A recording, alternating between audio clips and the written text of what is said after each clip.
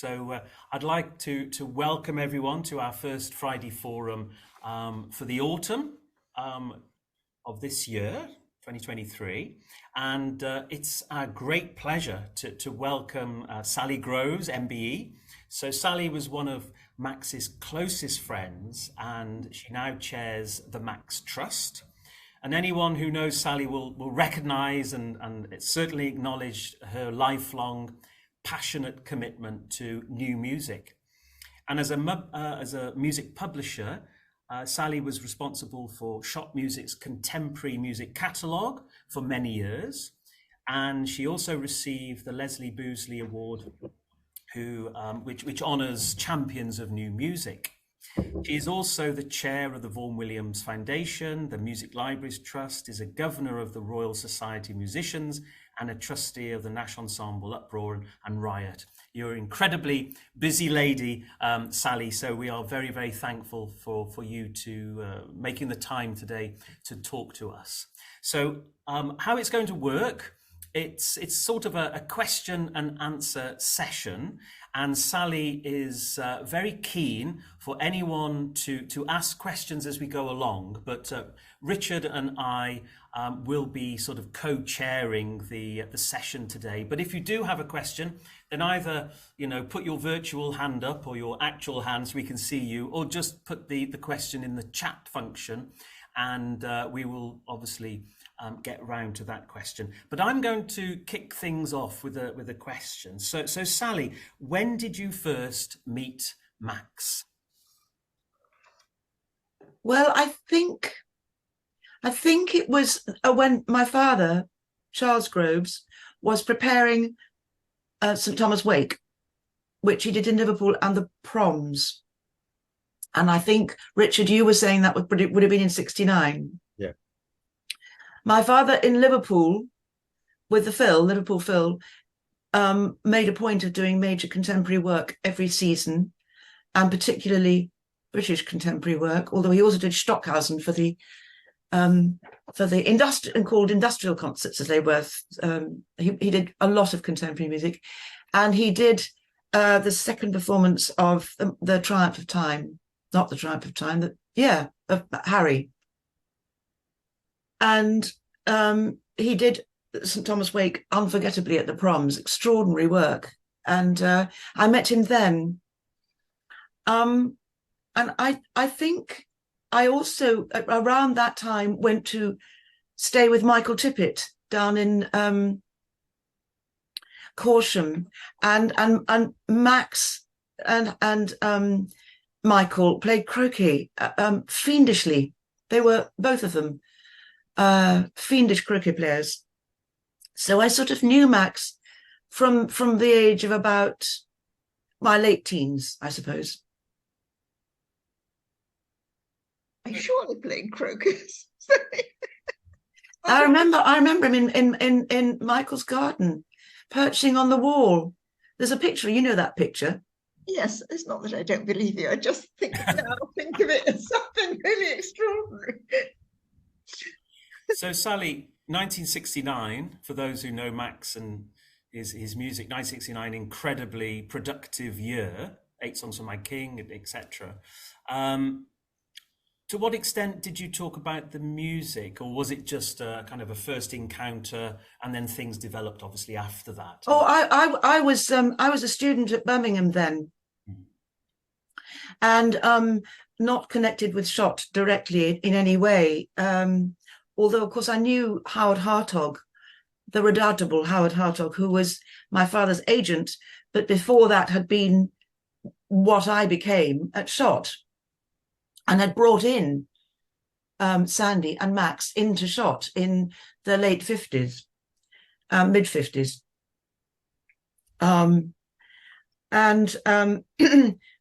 So I didn't talk to I wouldn't dare to talk to Max about anything technical or anything about the music at all, I don't think. I should stress, I was saying this to Richard and Nick, I'm not an intellectual. I couldn't analyse a Max symphony to save my life or my son's life or my grandchildren's lives. So, I don't do it that way. what I do is I listen to what the composer has to say and try and carry out their vision as closely as possible by promoting their work. But perhaps I should go back because my connection with Max, or rather the family connection with Max, goes much further back to Manchester during the war and just after the war, when my dad was the conductor of the BBC Northern, and Max had a connection there through Children's Hour. And the great, what was she called? The lady who played from Coronation Street. Yes. Violet Carson. Violet Carson, That's right. who was also on Children's Hour, and somehow got interested in this boy who kept sending extraordinary stuff to them. And so father read his scores and was very encouraging to this little boy. And Max actually conducted some of his stuff on the radio with the BBC Northern, and I think even father did. And that led many years later to Max coming back to Shot. But we'll come on to that a bit later, I think. I mean, I think I should say that Max's attitude towards publishing was extremely serious. He absolutely wanted all his scores to be published, preferably as pocket scores, so that students could pop them in their pockets when they went to concerts. And he was very insistent that should happen to all his music. And the fact that he wrote so much was the reason why his catalogue became divided up between the three publishers, Shot, Boosey, and Chester, which became Wise, and finally Shot again. But I think, I respect that attitude that Max had towards publishing very much, because it's a lovely old-fashioned attitude. I'm sure, Sylvia, you'll corroborate that, won't you? Absolutely, yes. Well, it wasn't one for carrying around large scores anyway. No. The trouble was that sometimes they were such huge pieces that it was impossible to make study scores. No. That is such an extraordinary notion today, isn't it, to have a kind of a pocket score for, in your back pocket, so to speak, when you go to an affordable study score, let alone a study score. Yes. I mean, for students, it's impossible. Sally, I wonder if you could talk a little bit more about the working relationship between your father and Max, because there are lots of when I was working on a project, when I was working on the writings of Peter Maxwell Davies in the BBC archives, I came across a number of interviews between the two, and there seemed to be a quite remarkable creative synergy. I think they were very fond of each other. I think of all the three, Max, Sandy, and Harry, I think father did relate to Max extremely closely. I don't know. Father was a remote figure in lots of ways, and he worked in his music room at the piano and studying scores. I was never in the room, as it were. But father had a very humble approach to composers who he worshipped, and taught me to worship, and taught to treat Beethoven as alive as Max, and the thing that got him always, because he was always finding mistakes in Bruckner, let alone Max, was notation. And I think for a conductor, notation is an incredibly, well, you would know, Michael, working with composers, it's an incredibly complex issue, because it's an imprecise notation in so many ways. But a conductor, that's all they've got with Beethoven. But with Max, my father could talk, and I can remember him sitting in his armchair in the music room in Liverpool, in London, actually, a long time later, with Max and puzzling over a bar which he just couldn't make sense of, and Max was also trying to make sense of it. I think it's just a terrible thing, notation. It's a continuing, and I think we should have a forum on notation, Nicholas and Richard. So I don't know who you think should do that, but I think we should do it. But can I tell you a lovely story about Father and Max? When Father died, Judy rang me and said that Max wanted to write a piece in honor of Father, and I said, well, that's a lovely idea, Judy. And I relayed this to Mother, who was so deep in grief that she wasn't really registering anything. But later, Judy came back to me in high excitement and said, it's going to be called Sir Charles His Pavan. So I went back to Mother, and she was still, not really with it. And she just said, that's very nice, dear. She said, I wonder which pub he had in mind. because Father in every town, village or hamlet, wherever he was rehearsing, he always knew a good pub to go to after the rehearsal. and so, yeah. And this was the piece that brought Max back to Shot, because Judy said, would you like to have it? And of course I couldn't refuse. I thought it was the most wonderful thing for Shot to have this piece. And that's reignited the relationship with Shot in his final years. That was 92. That is a lovely story. And I think before we get onto the publishing, I just wondered if we just take a pause there. I know you're very eager to take questions of people as we go through the Q&A session here. So I'm just going to open the floor. Has anyone got a question for Sally so far? Yes, Rodney.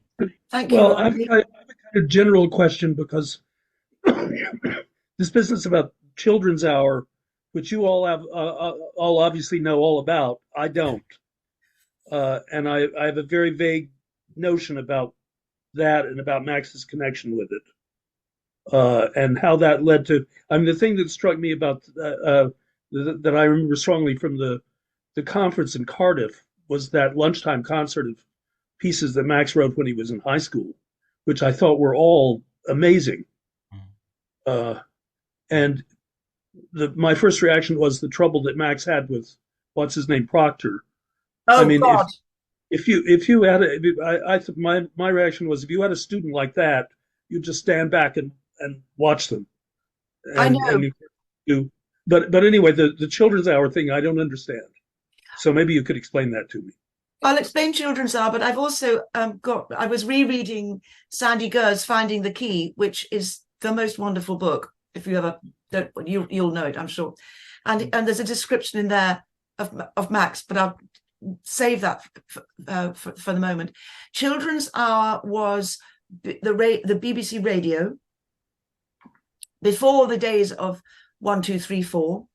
So it was the home service, and it was an hour for children, and it included all sorts of marvelous contributors and stories, and it went on for a very long time. I forget when it was axed, but of course it did contribute fundamentally to children's lives, didn't it, Sylvia? For a very long time. And wasn't that the piano piece that he played that became Parade? Yes. Yes. So when he was in studying with Petrassi, he entered a competition. I forget who sponsored the competition, which he won. And it was based on that piano piece. Is that right, Nick? Became Parade, I think, didn't it? Well, Parade was written, he was 15. Parade, yeah. Was Parade. was it the same piece or not? Well, Parade is a series of pieces. Yeah, right, okay. Actually, can you hear me? Yes. Yes. If you, Rodney, if you got this book I can't see it, over the airwaves, Trevor Hill. Trevor was Uh-huh. the producer. He talks Ah, about yes. Max. He Mm. talks about Max. I'll just, if you don't mind, I'll just read. Please. I said another young artist, and then he talked about Joyce Palin. But there's one musician I think I might claim to be as my protege. Early in 1950, I received a manuscript from a boy who lived in Manchester, a suburb of Swinton. It was a musical composition of his called Blue Ice. I couldn't play it, so I showed it to Violet Carson for her professional opinion. He's either quite brilliant or slightly mad, she said. Charles Groves nodded approval. I'd get him in. Max Davis, or Sir Peter Maxwell Davies, as he is now internationally known, made his broadcast debut with me in May 1950 in Northern Children's Hour, playing 3 of his own works.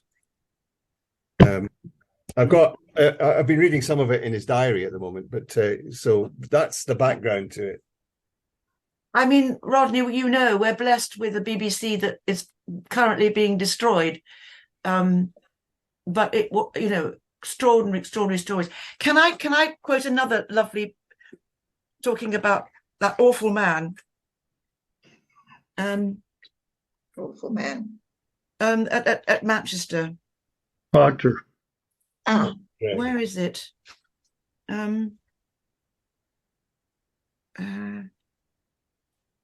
Wait a minute. As you're just finding that, Sally, Yes. Martin has put something in the chat. Yes, if you want to read a little bit more, Rodney, it's on Wikipedia there. And Martin says, I was brought up on it, and it finished in 1964. The programme, not me. Thank you, Martin. So this is you found it, Sally? This is about Proctor Gregg. Humphrey. The origins of medievalism, for instance, in Max's work, came very much from the course at Manchester University and Proctor Gregg's insistence on correcting false relations in Bird, which was Max's main concern at the time. Max became quite well known for singing the original while everybody else was singing the corrected version, causing havoc in the performances. I just love it. Kind of goon show. That is wonderful, isn't it? He really hated Proctor Gregg. He talked about it right at the end of his life. Well, yes, and we had, when we went through his library, you know, you remember?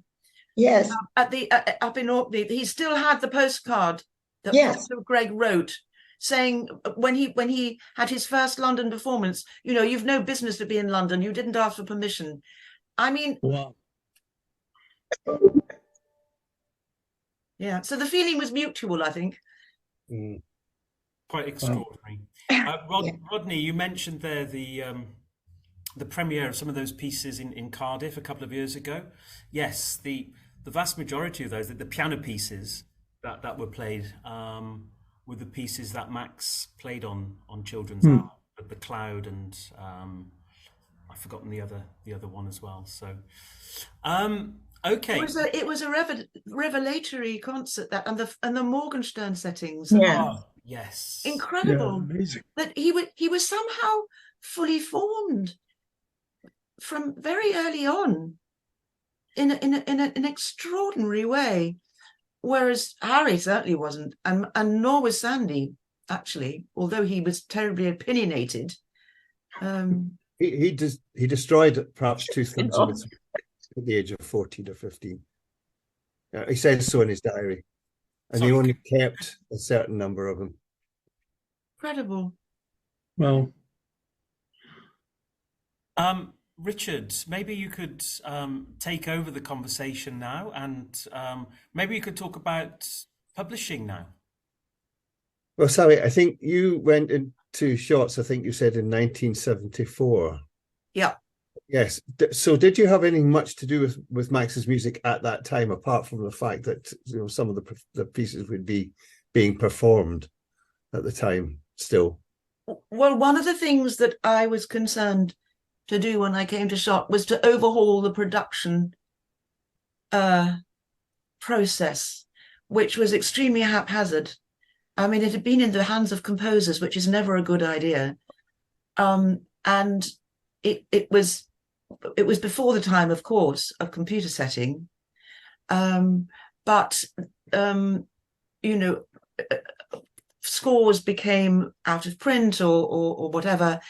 And one of the pieces that I had to do with was the string quartet, because that became out of print. And that was originally printed with red notes to denote kind of the underlying structure of the piece, but they weren't played notes. They were just notes that the performers had to be aware of. And we had to find a way not to do it with red ink anymore, because that was way too expensive. So we did it with brackets in the end, which was actually much more clumsy, and I wish we'd stuck with red notes.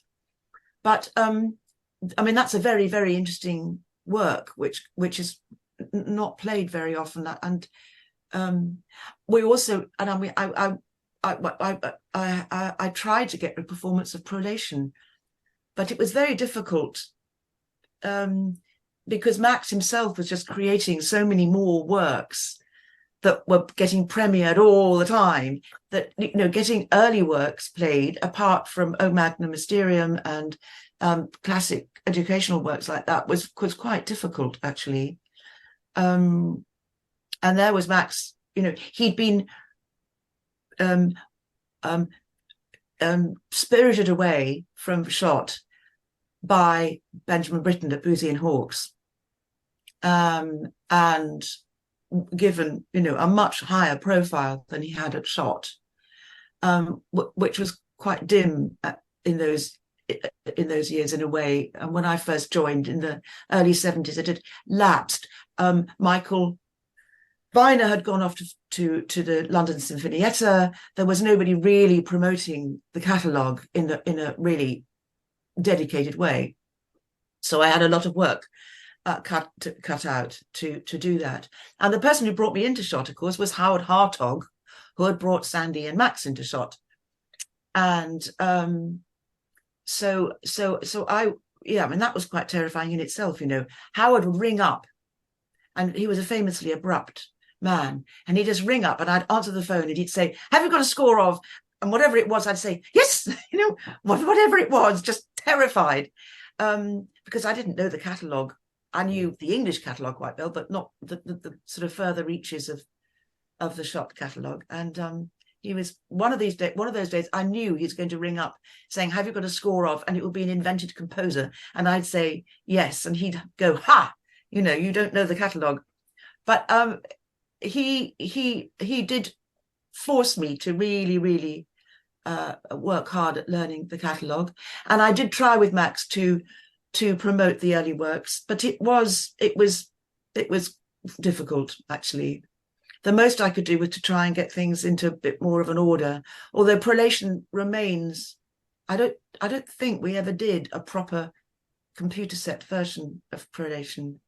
It's a curious work. Nicholas, you mentioned it, or is it Richard, in your profile on the website, and it doesn't go with the other works, does it? Can you say something more about that, Richard or Nicholas? Well, part of it is that he was, I mean, I think he was trying to be as exact at the time, you know, to make sure that he did suffer a bit from players not taking his music seriously, particularly brass players. Well, there's a reason for that. But there was a famous story about a clarinet part for which apparently was played a semitone higher, or a tone higher than it should have been. And he didn't notice, you know, that. So there was that too. But the thing about Prolation was that it's the one work that there is a huge program note for, which was never published. It was one of the first works I ever saw when they were in Manchester, when they were at Salford Library. There's an enormous discussion about what it is. It might actually, Nick, it might not be a bad thing to have a look at that at some point, as you see, because it's the sort of thing that that helps people to understand the work, because it's, he was trying to explain maybe partly to himself, but what it was. But as far as I know, that was never. He might have given a talk about it, but certainly it didn't look like. So what was he trying to do in that work? Well, I think it was a technique basis thing, because you maybe know that Max, up until, quite late actually, said there's no such thing as orchestration in my work. Yes, actually, Max, Sandy says the same, by the way. Yeah. I mean, I don't think that's true once we get to the First Symphony and beyond. I think that's partly experience, and he did hate conducting orchestras, particularly with brass players in them. I think he was just trying to.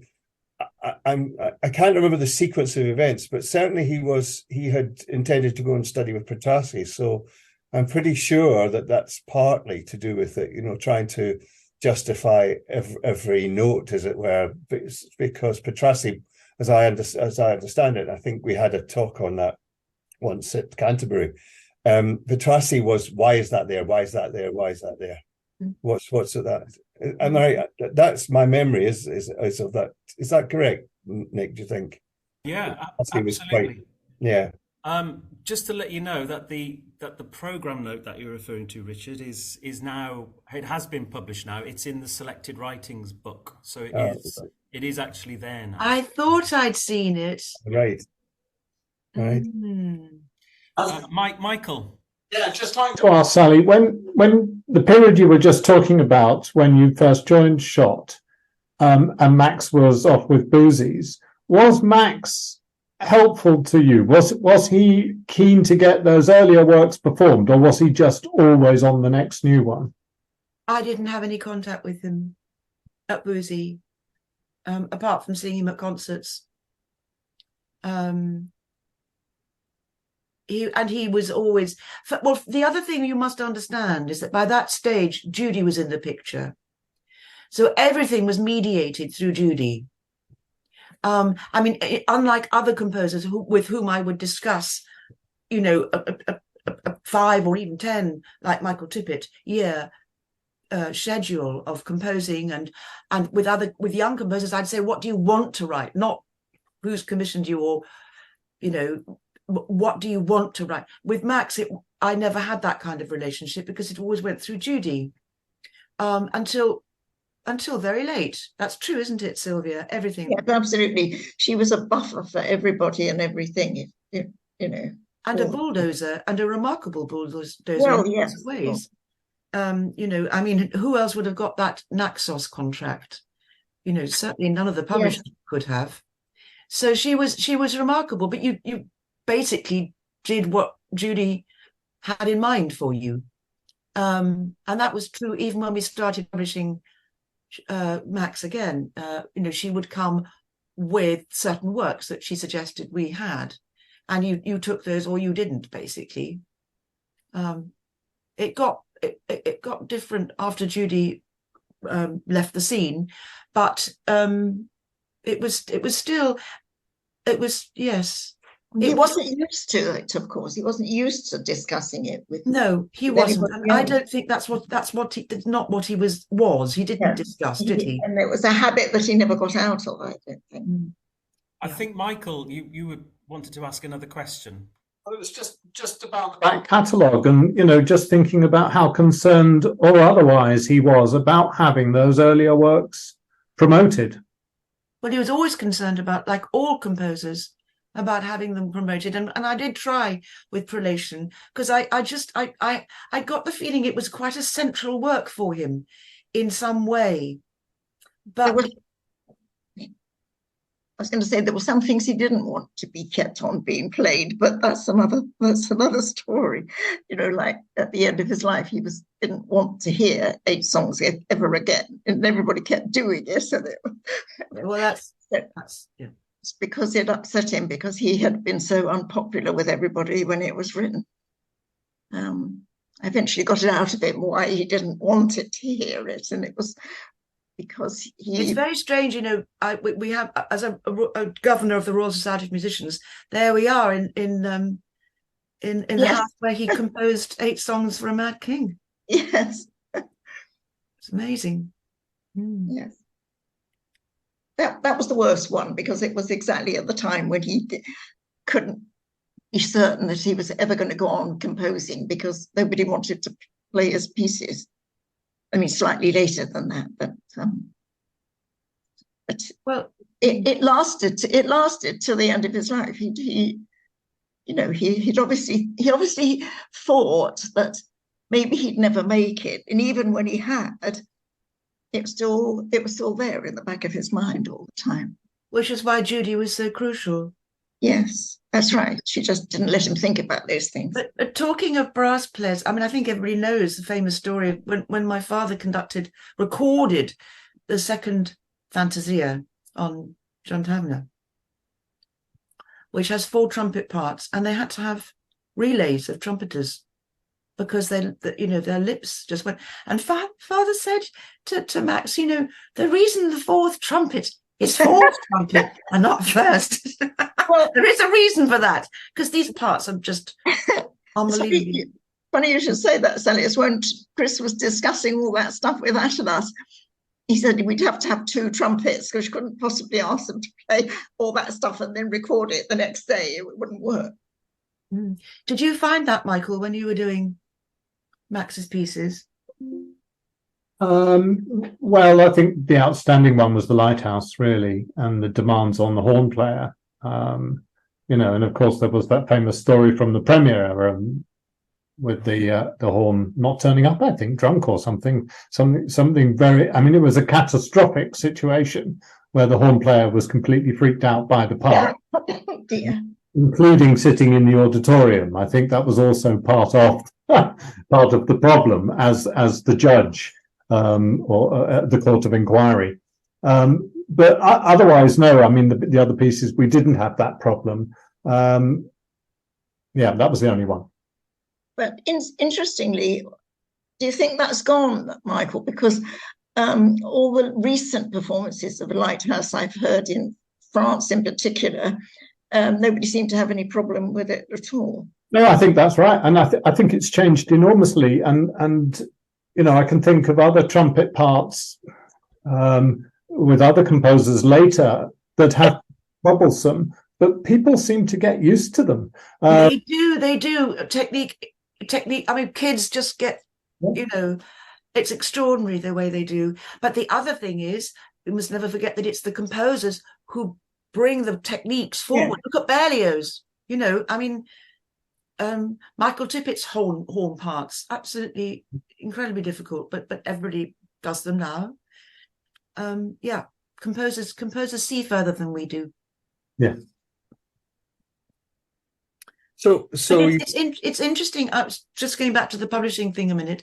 It's interesting that nobody actually at the end of the day remembers who publishes who, and in a way it doesn't matter.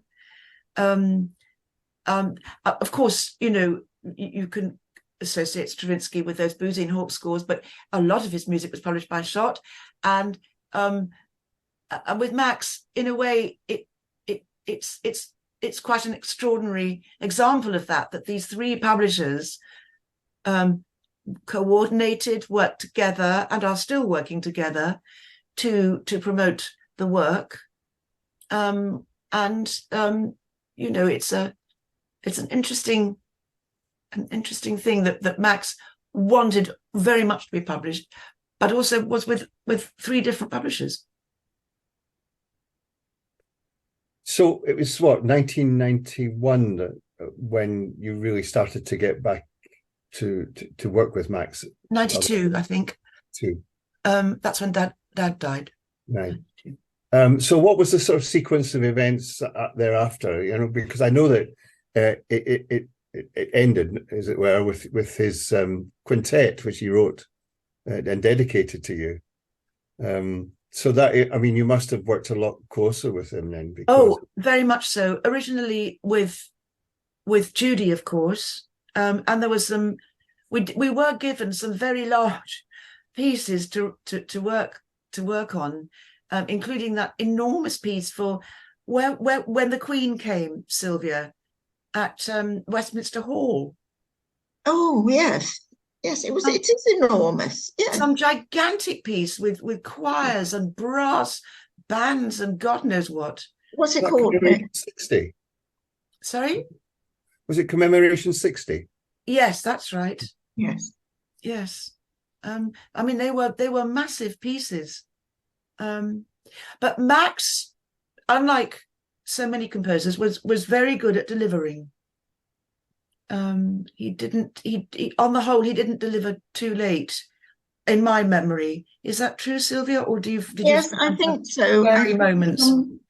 I think when he was ill, I think the odd thing got a little bit behind, but basically it was his sort of mantra that you had to admit. And when he was in hospital receiving chemotherapy for his cancer, all during the 10th Symphony, I would go in practically every day and see what 4 pages. Yes. And of course Papano came in to see him and studied the score with him, and it was an extraordinary. That also was like Michael Tippett, who had cancer when he was writing New Year, but he only was late by a few months, not very long, and he just somehow battled through. And Max, I mean, it kept Max going, didn't it, Sylvia? Yes, of course. Otherwise, what are you going to do? Going to give in to the misery? And he was quite open then about, I would actually look at what he'd done overnight, and I mean, just in awe, really. But and he'd talk about problems he'd got and how to resolve problems that he'd got. He talked about that quite openly at that stage, didn't he? Yes, I don't think he didn't have those kind of hang-ups anymore. No, there was nothing to lose. He had nothing to lose. Late, to worry about. He was doing it to live, and it was all on the table, literally. Yeah. I'll never forget those. It was a difference of attitude. Yes, definitely. Keith, my dear, you have not said a word, and yet you must have known Max really well. Come on. Take the mute off. Take the mute off. You're that. Yes.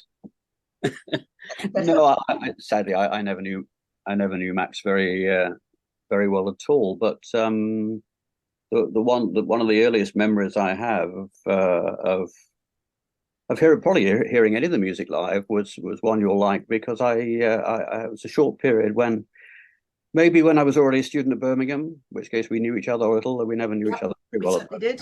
And I living more or less in London. I took myself off to rehearsals at the festival hall. It was just whatever was on. It was to blag your way in, to sit in the back row of the stalls and take in what was happening. And one of the rehearsals I went to was the second Taverner Fantasia with Charles. Wow. And I remember it quite well because I was impressed, by how professional a job and how hard a job Charles had. I think it was the hardest thing, one of the hardest things he ever had to do. Yes, I think he was terrified, actually. I'm not surprised, and I remember that I think they were trying a complete run through, and it broke down. And Charles was saying, "Sorry, completely my fault. Utterly, he didn't blame anybody else." He said, "No, he would always do that. Entirely me. Let's start again." I was impressed by, obviously I was looking for, what I could learn about how conductors conducted themselves in that situation, and that was quite a lesson. Mm. Well, he always took the blame, and he was frightened of that piece. Really frightened, just because of the technical virtuosity of the writing for the players, and for him, and also, I mean, gosh, now that's a piece. Taverner. I mean, I would so love to see Taverner on the stage again. It could be done so brilliantly now, and it's. I don't suppose it ever will be, judging from the Royal Opera House's current repertoire in the big house. But Well, thank you. I used to go down because I was having fiddle lessons in the Guildhall, and I used to go down and I heard, what was the group before Fires? The one that he had with Harry. Piero Players. They're players. Mm. I used to go for rehearsals of the Piero Players. Mm. I mean, that's that you learn so much from rehearsals. I much prefer rehearsals to performances. I went to the first performance of 8 Songs for a Mad King. Ah, It's 69. Sorry, 69. Yeah, yeah. Same period as I'm talking about. Those rehearsals, I suppose. When was that? When was the second Tafana Fantasia? Were they doing the recording at the same time? Do you think? that would have been in the early 70s, weren't it? Yeah, you said 69, I think. So yeah, it would have been about that time, 69, 70. Mm. Keith, what can you remember of the first performance of the 8 songs?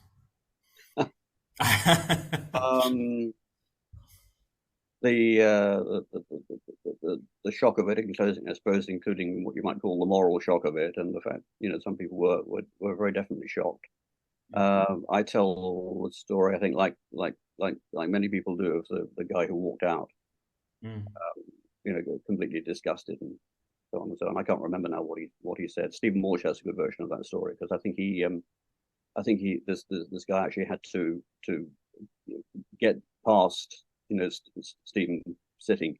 He reviewed the premiere, sitting in his seat in the hall. So he had to, he was trying to do a grand exit, but unfortunately his way was somewhat barred by people sitting there who weren't necessarily very helpful to him making his escape.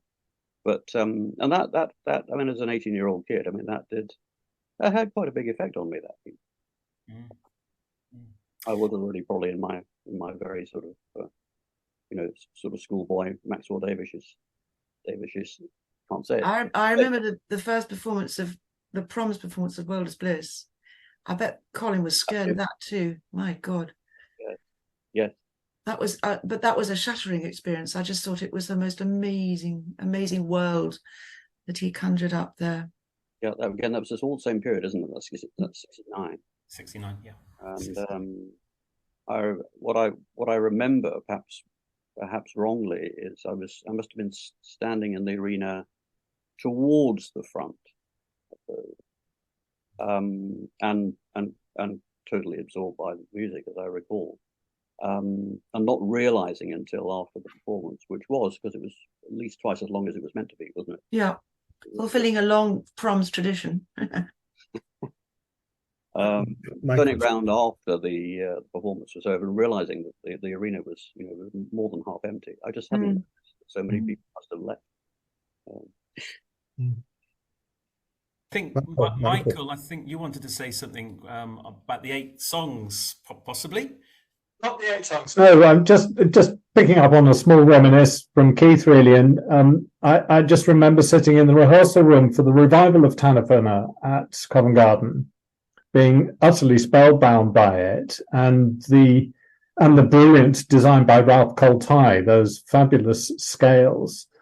And that was an important moment for me in terms of my relationship with Max, the world of Max, and the music theatre of Max. But also then just going back to the previous bit about the Sally Sylvia conversation around Max's last days, that we'd had a conversation with Max when he was regularly going to the hospital for the injections or whatever he was doing,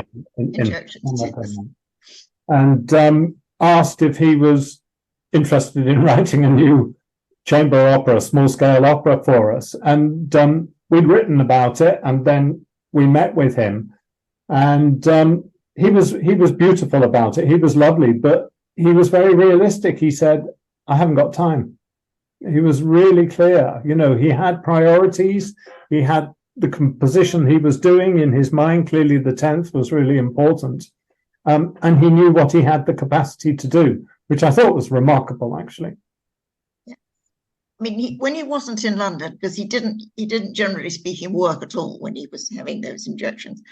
But when he was at home, he worked as hard as he did all his life. It was extraordinary. Extraordinary. Yeah. Because it was painful that last year and a half. It was It was most definitely painful. Sally, I wonder if I could ask you, just take you back to something you mentioned before, the piece Commemoration 60, which he wrote in 2005, and that was part of his duty as Master of the Queen's Music. I just wondered if either you or Sylvia could shed any kind of insight into the relationship that Max had with the Queen. Sylvia, your call. Well, as far as I could gather, they were really very friendly. In spite of Colin, whom you thought was a barrier to any kind of. Yeah, but Max loved women. Oh yes, no. He would have, yes, absolutely. He would have, yes. I mean, and Philip was acerbic about about everything. Have you written more of that horrible music and stuff like that? He was very, very fond of her, most definitely. And when I went with him to get his CH. Did we have lunch afterwards, Sally? I think so. Made him wear it. He didn't want to do that.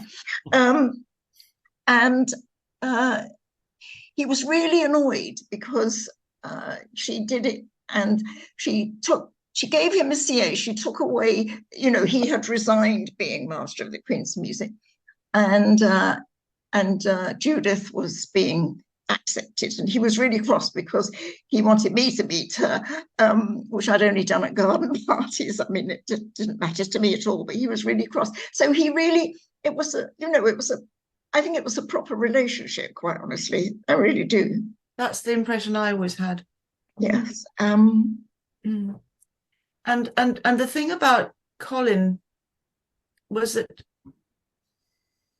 I mean, I think we don't need to talk about Colin very much, but no. Max was able to keep his relationship with the Queen in balance despite the intrusions of Colin I think Colin was made to behave himself at the palace. I think that's true. And Max could do that.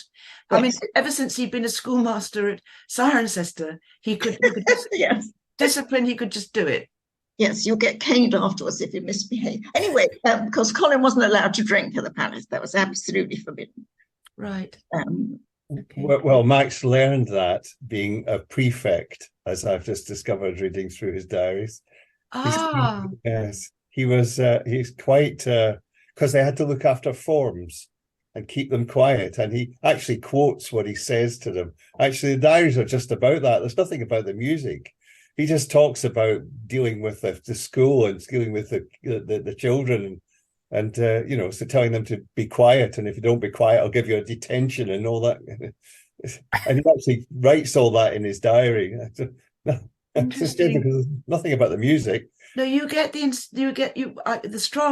strong feeling from Max was that manners and discipline and all those things were really important to him, and that's why the relationship with the publisher was important, and why he was so disturbed by the fact that it was breaking down with Boozy.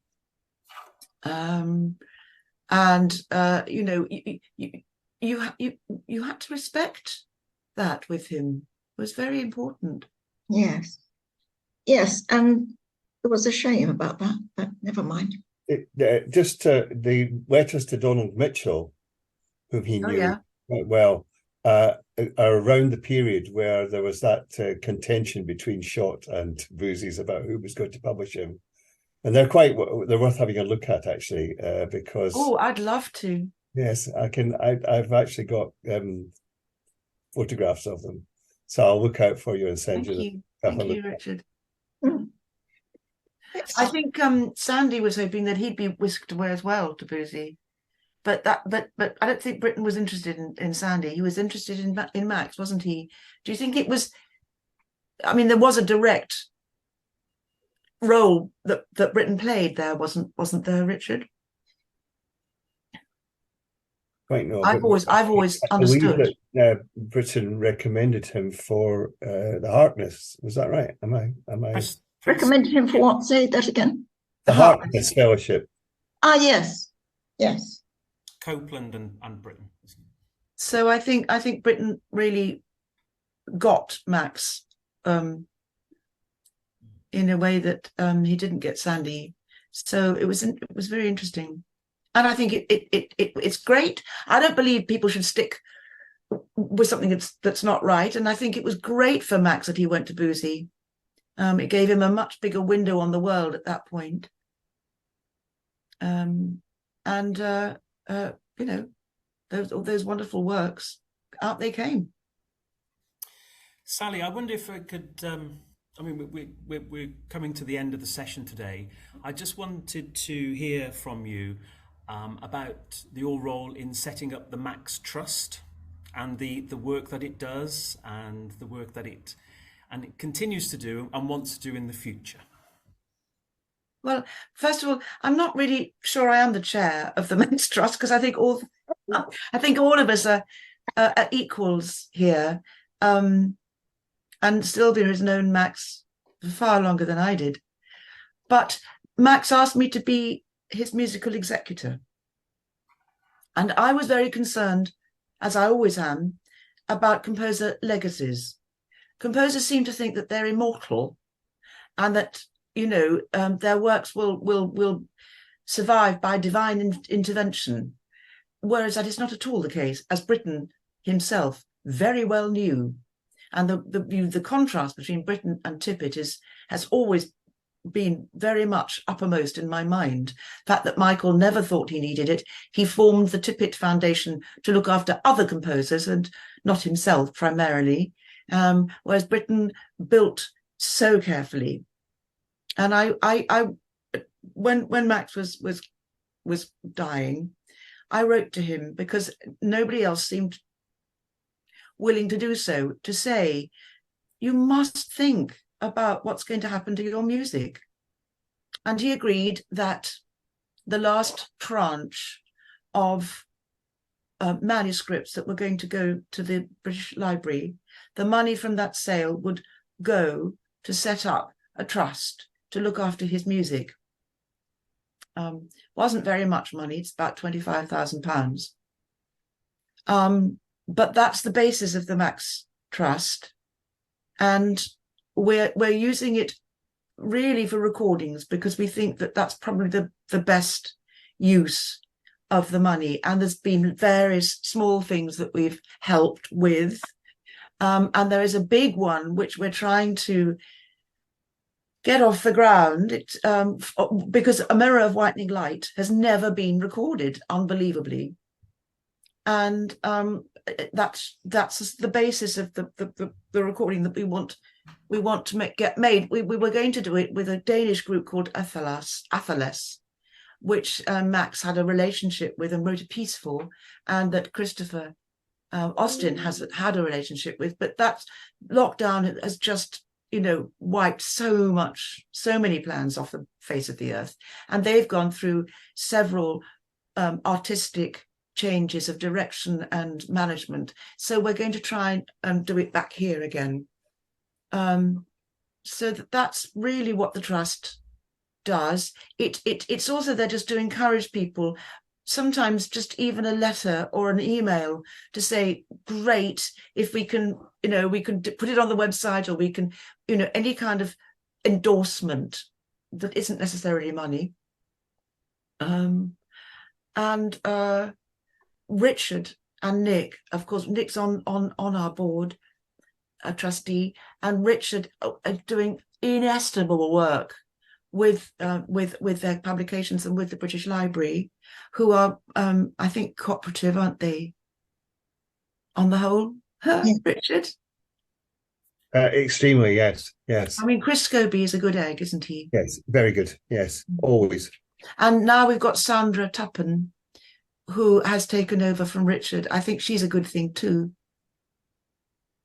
So that's what the Max Trust does. We made the website, Max Opus, and we also asked Nicholas very generously to contribute his profile, and the chronological list of works which both of them have put together, which is invaluable. And the great thing is that you can just, you all know, you can click on a work and it takes you to the publisher's website.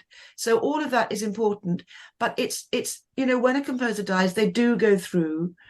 We saw with Lucius Waski, for example, a trough, and I know from Boozy that they found it quite hard to get any kind of movement going. Simon Webb is hoping that there will be something with the Halle and the BBC Phil in Manchester in the autumn of 24, but we don't know yet. We don't know. Any plans? Welcome. The BBC Scottish are doing a concert. The BBC Scottish are doing a concert. That's right. Sorry, I don't know what about the Proms. Complete silence. And of course, David Pickard leaves after next year. Yes, absolutely. but it's next year we want it, really. Well, we want it any time. No, I know. But next year would be good because of the next year would be good. Yeah. Well, our time is up. Are there any final questions that anybody would like to ask?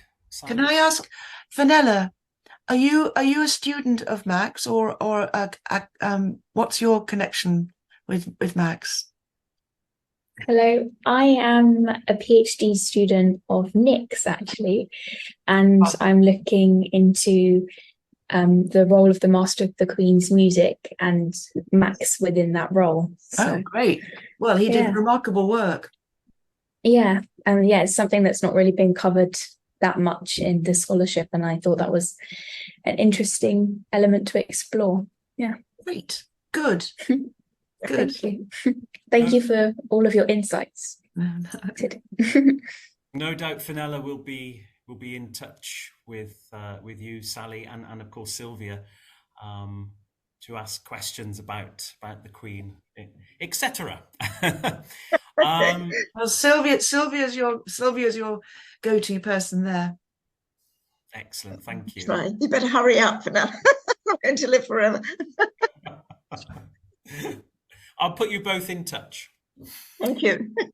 That would be great. Thank you. Are there any other questions from anybody? No? It was lovely, Sally. Sally, that was wonderful. Really fascinating insight, and thank you everybody for your. I do love that description of Max determinedly singing "Bird" correctly. You can just imagine it, can't you? Yes. You can. You can. It says a lot about him. It does. It does. Well, before we go, just to let you know that our next Friday Forum is taking place in 2 weeks' time, and we've got, that's the 8th of December, I think, and we've got Gerard McBurney, broadcaster, composer, writer. Wonderful, wonderful Gerard.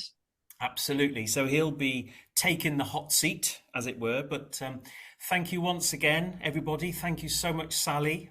And it's a pleasure. We'll see you in a couple of weeks' time. Very good.